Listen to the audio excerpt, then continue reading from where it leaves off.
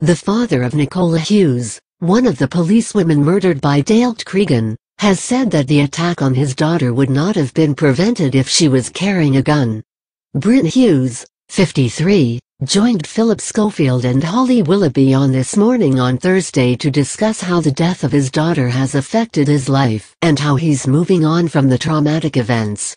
When asked if Nicola's life could have been saved if she was carrying a gun, Bryn, who was doing charity work for Nicola's memorial fund, said that he doesn't believe it would have made a difference. He said, "No, it was so quick, it was so ferocious, I don't think it would have made any difference."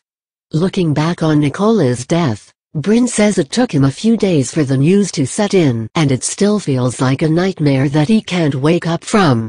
"You don't process it immediately, it takes a lot of time and effort to function as normal, so you don't start processing it until days later. I can remember word for word, minute for minute, but sometimes it's like a huge nightmare.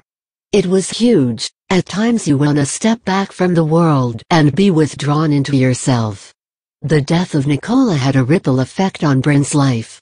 In July, he split from his wife, Nicola's stepmom, Nat, and he is having treatment for post-traumatic stress disorder.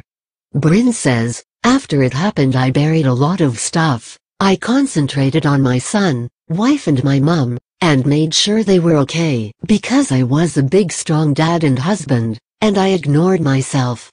Now, the last couple of months, it has come out to hit me for 6. You can only bury it so much before it comes to the surface."